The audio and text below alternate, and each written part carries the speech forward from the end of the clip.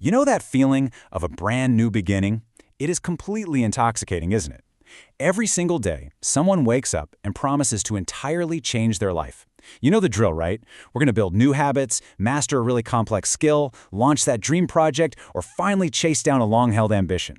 And for the first few days, there's this incredible, almost electric surge of enthusiasm, energy, and total confidence. It literally feels like absolutely nothing can stop you.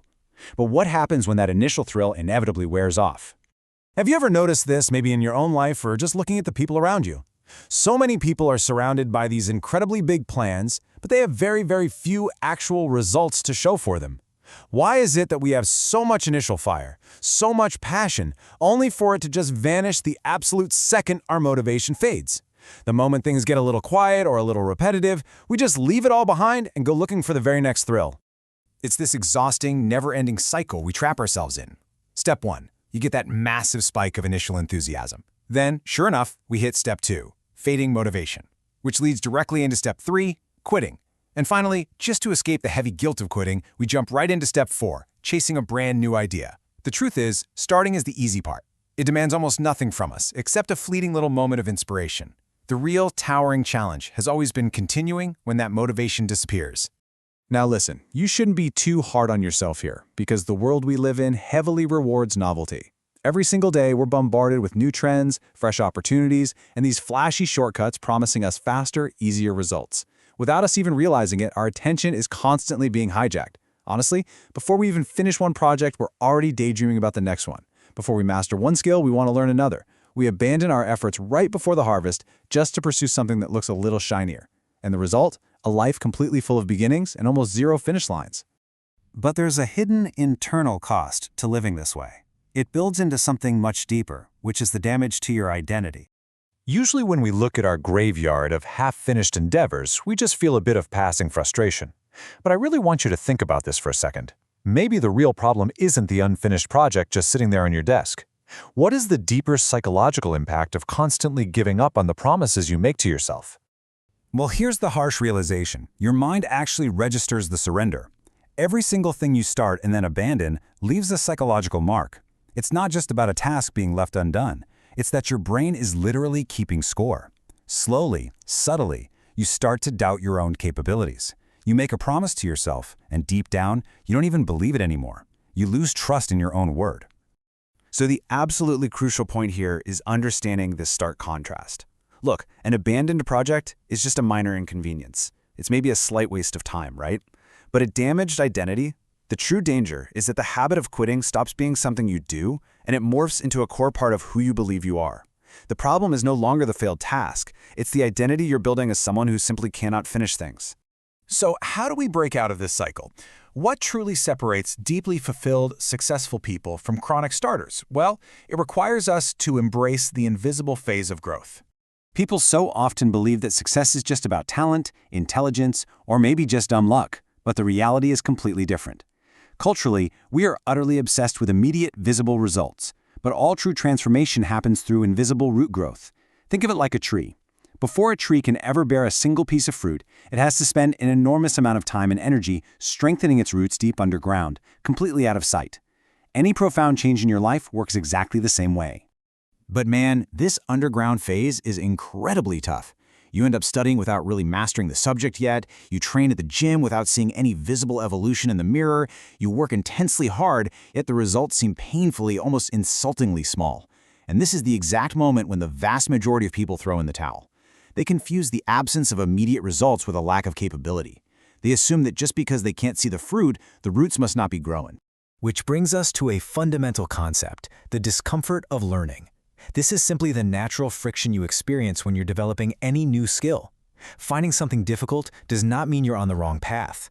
Literally, everything that is new demands patience.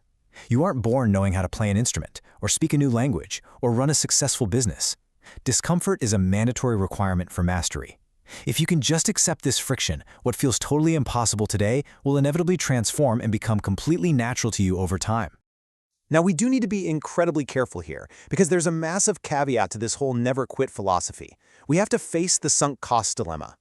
Because there is a profound difference between persisting, where growth is still actively possible, and blind stubbornness, which is essentially just marching down a dead-end path. True maturity is having the ability to recognize the difference between the two. Persisting is pushing through when there's a real possibility of evolution. Blind stubbornness, on the other hand, is wasting your most precious asset, your time, in a situation that clearly has no future whatsoever. Ending a cycle can actually be an act of high intelligence, as long as it's a conscious choice. Far too often, though, we fall into the trap of staying in bad situations simply because of what we've already put into them. So many people remain in unhappy relationships, or they desperately drag along failed projects, or stay in jobs that cause them deep daily suffering. And why? Simply because they believe that walking away means losing all the time, money, and effort they've already invested. But here is the hard truth we all have to face. The past cannot be recovered. The time you spent is gone, regardless of what you do today. The only thing that truly matters is deciding if continuing makes sense from this exact moment forward. Staying on the wrong path just because you walked a really long way on it, that doesn't honor your past investment. It literally only increases your future losses. So if we strip away all the dead ends, how do we push through the valid, challenging paths? How do we rebuild that self-trust? It comes down to discipline over motivation. There is this amazingly powerful positive feedback loop you can build. Check this out. On day 1, you simply finish a task. By week 1, your confidence increases because you actually kept a promise to yourself. By month 1, deep self-trust begins to build. And by year 1, ironclad discipline is forged. Every single time you actually finish something important, you start to see yourself as a highly capable person. Just as quitting strengthens the habit of abandoning, finishing strengthens the habit of succeeding. Your small, daily choices are quite literally defining who you become. So, I want to offer you a challenge today. Maybe your next move shouldn't be to start another exciting new project. Instead, look back and finish one thing. Just one. Pick something you've already started and drag it across the finish line. Not because completing it is going to magically solve all your life's problems, but because it will prove to your own brain that you are capable of ending what you begin. That singular shift in your identity is worth infinitely more than any temporary burst of motivation. Because ultimately, this is the dividing line between ordinary action and extraordinary action. Ordinary action happens when people start simply because they feel like it. They're driven by motivation, which is always temporary and fleeting. But extraordinary action, that happens when people continue even when they don't feel like it. Discipline is the unglamorous, gritty foundation of absolutely every real achievement in human history. The magic doesn't happen when you start, it happens when you stay. The undeniable truth is, life just does not reward shortcuts. It doesn't reward those who constantly jump ship at the very first sign of a storm or some shiny new distraction. Life rewards those who choose a path worth walking and stay on it long enough to actually harvest the crop. True transformation, it doesn't happen overnight. It requires repetition, it requires profound patience, and it requires a deep, enduring commitment to the process, even when it is utterly unexciting. I want to leave you with this lingering thought. What changes a life is not the intensity with which you start, but the courage to continue until the end. Stop collecting new beginnings. Choose what actually matters. Embrace that long, invisible phase of growth and become someone who finishes what they start. Because it is exactly in that moment, when almost everyone else gives up, that the truly extraordinary finally begin to stand out. So, what are you going to finish today?